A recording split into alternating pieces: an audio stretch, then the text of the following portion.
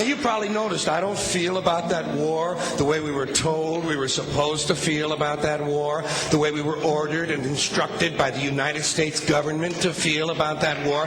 You see, I tell you, my mind doesn't work that way. I got this real moron thing I do. It's called thinking. And I'm not a very good American because I like to form my own opinions. I don't just roll over when I'm told to. Sad to say, most Americans just roll over on command. Not me. I have certain rules I live by. My first rule, I don't believe anything the government tells me. Nothing. Zero. Nope.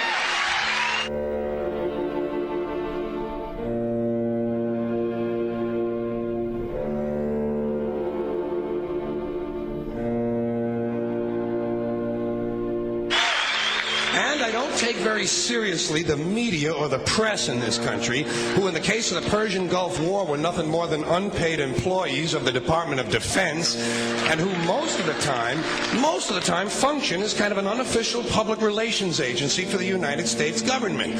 So I don't listen to them. I don't really believe in my country. And I gotta tell you folks, I don't get all choked up about yellow ribbons and American flags. Now, to balance the scale, I'd like to talk about some things that bring us together. Things that point out our similarities instead of our differences. Because that's all you ever hear about in this country is our differences. That's all the media and the politicians are ever talking about, the things that separate us, things that make us different from one another. That's the way the ruling class operates in any society. They try to divide the rest of the people. They keep the lower and the middle classes fighting with each other so that they, the rich, can run off with all the fucking money. Fairly simple thing happens to work. You know, anything different, that's what they're going to talk about. Race, religion, ethnic and national background, jobs, income, education, social status, sexuality, anything you can do, keep us fighting with each other so that they can keep going to the bank. You know how I describe the economic and social classes in this country? The upper class keeps all of the money, pays none of the taxes. The middle class pays all of the taxes, does all of the work. The poor are there just to scare the shit out of the middle class. Keep them showing up at those jobs.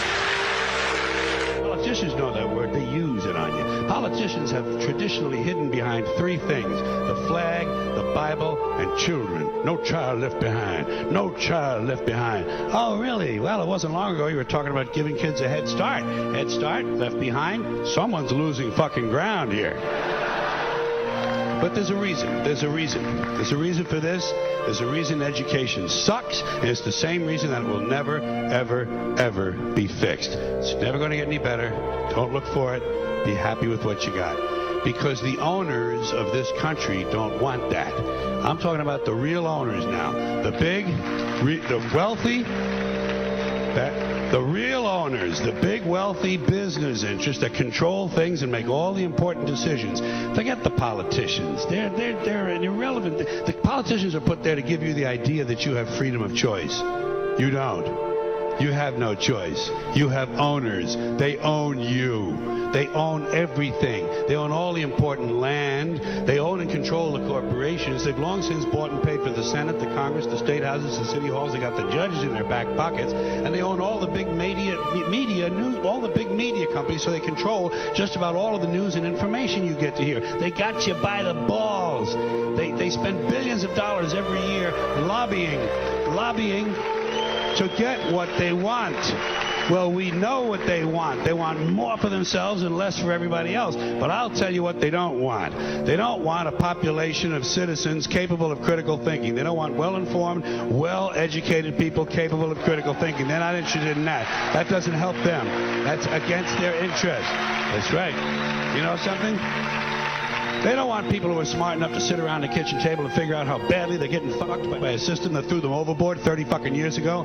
They don't want that. You know what they want? They want obedient workers. Obedient workers.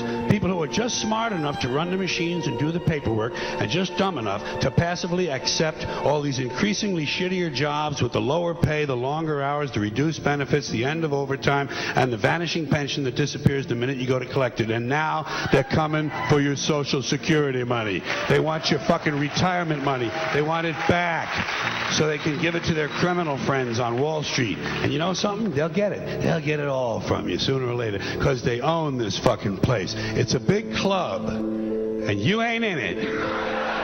You and I are not in the big club.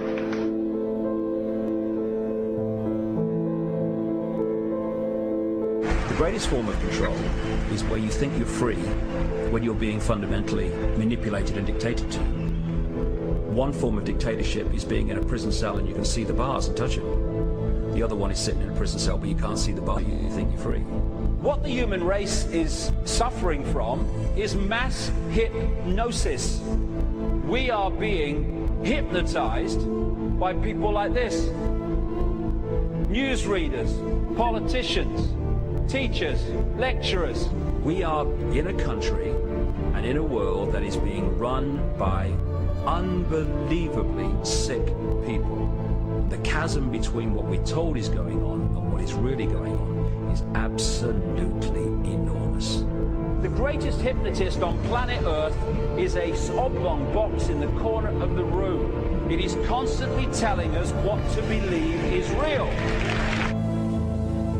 Historically, the control and manipulation of political opinion has been the Freemasons' main weapon in gaining control of countries and states.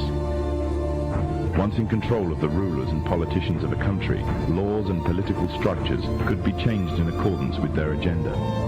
However, since restricting the body does not necessarily mean restricting the mind, the Freemason recognizes that their plan for a global government hinges completely on subduing the masses to their agenda, and thus eliminating opposition to their cause. And the greatest threat to their plan, posing more danger than any army or law, is the threat of a free-thinking mind.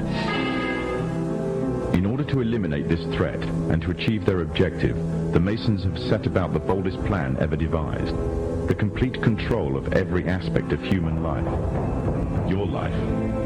And the weapons they are using against you are in your very homes, entertaining you and your children, and gradually indoctrinating you without you even realizing.